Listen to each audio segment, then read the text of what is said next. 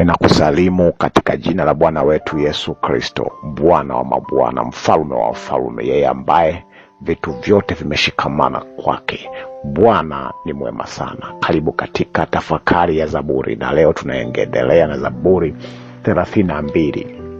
Na somo linasema nyimbo za kufunguliwa. Nyimbo za kufunguliwa. Tuombe. Baba wa mbinguni, uwepo wako uwe na mtoto wako anaposikiliza maneno haya. Ukafukuze giza lote lilofunga ufahamu wake na kufungua kila nyanja ya uelewa wake. Maneno haya yakakae na kumwokoa katika jina la Yesu Kristo. Amen. Zaburi 32 inaelezea furaha ya mdhambi aliyesamehewa. Unapokuwa mwaminifu kwa Mungu na kutubu dhambi zako zote kwake, utapata furaha isiyoweza kusemekana katika lugha za kibinadamu. Lakini pia matendo yako maovu ya giza na uchafu wako unapoficha na kujifanya kama vile unausukumilia mbali katika ufahamu wako, kana kwamba hujawahi kushiriki, zitakuletea stress, tension na kuzaa magonjwa na hali mbaya ya kimwili na kiakili. Lakini unapozitubu na kuziweka wazi, Mungu anakupa msamaha na mzigo wote wa akili na mwili unashushwa, na unafurahi katika enjoyment, katika furaha ya Bwana ambayo haipatikani popote. Kuna nguvu katika toba na msamaha. Lakini baada ya hapo Mungu anakupa ahadi moja: ikiwa ulikuwa umefungwa katika giza lolote, atakufungua, na kwa njia rahisi sana, njia ya kusifu na kuabudu. Haleluya, njia ya kusifu na kuabudu. Zaburi 32 mstari wa 7.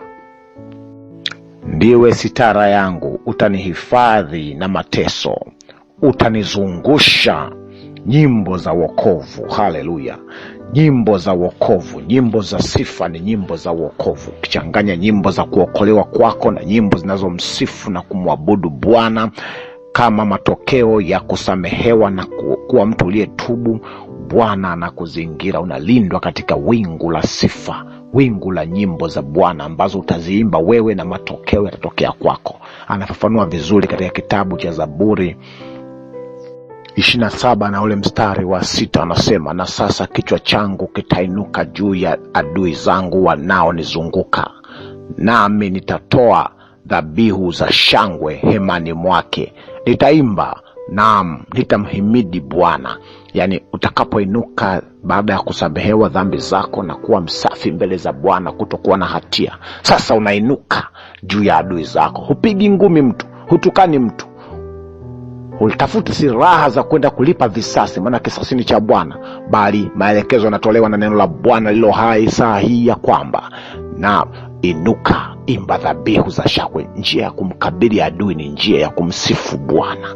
Imba na kumhimidi Bwana. Utaona jinsi ambavyo Bwana atashughulika na maadui na ibilisi ambaye amekuwa amekutesa kwa muda mrefu, na mawakala wake wa kijini na wa kibinadamu, na maisha yako yatakuwa na maana. Nyimbo za sifa ni silaha zenye uwezo wa kuangusha, kubungua, kumong'onyoa, kusambaratisha, kuangusha nguvu za adui zilizokuwa zimekushika na kung'ang'ania na kukuzingira. Salama wa maisha yako huko katika wakati unaotumia kuimba nyimbo za kumsifu Mungu na kumwabudu na nyimbo za ukombozi. Lakini imba kwa akili, kwa adabu, kwa maelekezo ya kanuni za kibiblia na kwa roho. Usiimbe kama show, usiimbe kimkumbo, usiimbe bila akili, usiimbe kujionyesha. Imba kwa kumaanisha toka ndani ya nafsi yako. Lakini unapoimba kumsifu Bwana ili Mungu aachilie katika maisha yako, ili ashike na kumwondoa adui katika maisha yako, kuwa makini. Sio kila nyimbo zinazoitwa za sifa na ibada ni nyimbo za Mungu. Nyimbo nyingi shetani amezipenyeza katika madhabahu takatifu za watoto wake, na wanamwabudu shetani bila wao kujua. Nyimbo ambazo zimejaa midundo mizito na mikito ya ngoma na rege na rock na jazz na singeri na kila namna. Ni nyimbo zilizoandaliwa kwa ajili ya kuibua hisia za ngono, hisia za kukatika na kucheza, nyimbo ambazo zinamtukuza Ibilisi. Zamani ziliimbwa katika ibada za mizimu, zamani ziliimbwa siku ile walipofungua na kumchonga yule sanamu wa ndama wakaanza kumwabudu. Walicheza na kuimba nyimbo za kila namna, lakini nyimbo hizo ndizo ambazo katika vilinge vya waganga unasikia vingoma.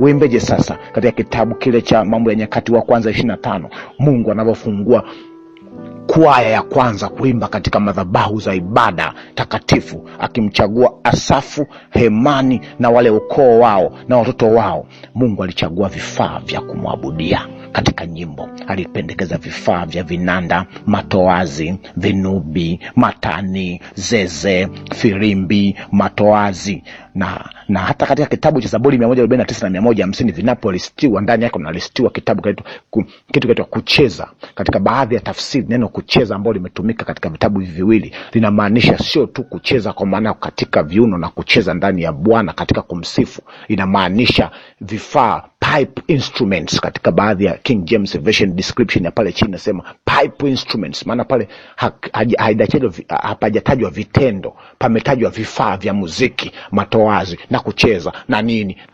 Na hapo ndipo ambapo nataka nikwambie katika vifaa ambavyo Mungu aliagiza vitumike katika kumwabudia na kumsifu. Ukiacha kama una vifaa unatumia mdomo, anasema kuna pipe instruments, vifaa vya kupuliza, viko ndo, na string instruments, vifaa vya nyuzi. Ndio maana Isaya 6 Isaya alipoona wale malaika walikuwa wakati viuno, walikuwa wamchezei Mungu, lakini walikuwa wakinyanyua mabawa yao wakisema utukuzwe mtakatifu, kwa adabu ya viwango vya juu. Na huko ndiko tunakofyonza na kuchukua jinsi ya kumsifu Mungu na kumwabudu kwa nyimbo, kwa akili na kwa roho, si katika mifumo ya dunia. Darasa la kusifu na kuabudu tunalichukua katika ibada inayoendelea mbinguni na si katika kile kinachoendelea hapa duniani. Kama huna uwezo wa kutumia vifaa, tumia sauti yako kumsifu Bwana na kumwabudu, kwa maana ndivyo alivyofanya Paulo na Sila pale gerezani. Hivyo basi, sio kila mziki unaalika uwepo wa Mungu. Kuna miziki na nyimbo na midundo ambayo imeandaliwa makusudi kualika uwepo wa majini na Ibilisi, na madhabahu ya Mungu inageuka kuwa madhabahu ya kufanyia ibada za mizimu na Ibilisi. Na ndivyo ambavyo inakuwa siku ile Sauli ambapo alipoingiwa na pepo mchafu. Daudi alichukua kifaa cha nyuzi katika wimbo mzuri aliopiga katika viwango vya kawaida, pepo yule mbaya akamtoka Sauli. Kumbe ukitumia vifaa hivyo vya muziki ukavipiga kinyume na utaratibu ambao Mungu ameweka, kuna uwezekano mkubwa wa kualika nguvu za giza na ufalme wa adui ukakuvagana, ukakupagaa, ukadhani umepagawa na Roho Mtakatifu. Masikini, kumbe ni nguvu za adui, na ukitoka zinajificha, ukirudi zinaibuka na zinakutesa siku zote. Mambo yote yafanyike sawa sawa na kanuni za neno la Mungu. Mtumishi, mbona leo unasema mambo magumu? Mambo haya unayatoa wapi, mtu wa Mungu? Imeandikwa, mwenye haki wangu ataishi kwa kila neno litokalo kinywani mwa Bwana. Wakati Biblia inasema vinanda, leo kuna vinanda ndani yake zimechomekwa rock, jazz, reggae, midundo ya kila namna, alafu juu yake kanawekwa kaneno ka Mungu. Supu ya nguruwe iliyochanganyikana na kuku si supu ya kuku. Hiyo ni najisi mbele za Bwana. Miziki yenye maneno ya dini na biti za dunia, hiyo ni miziki ya dunia. Mungu hapokei sadaka kilema. Mungu anataka sadaka iliyonyoka, iliyokamilifu, isiyo na mawaa yoyote. Sadaka ya nyimbo, sacrifice of praise, sadaka ya kumtukuza Bwana ni sadaka ambayo isiyoambatana na chochote kinachoendana na dunia hii. Chuja visivyofaa, chukua kinachofaa, ili Bwana apate kutukuzwa katika maisha yako. Unasema, mtumishi, sasa tunaabudu vipi? Mbona ibada zitapoa? Mbona misisimko itaisha? Nataka nikuhakikishie, sensational worship, ibada za misisimko, shetani na majini yanafanya kazi kupitia msisimko na mashaka. Ukiona ibada inapekwa misisimko, jua shetani ndipo amealikwa kufanya kazi. Mbona hivi ndivyo nimekuwa nikifanya siku zote? Hapana.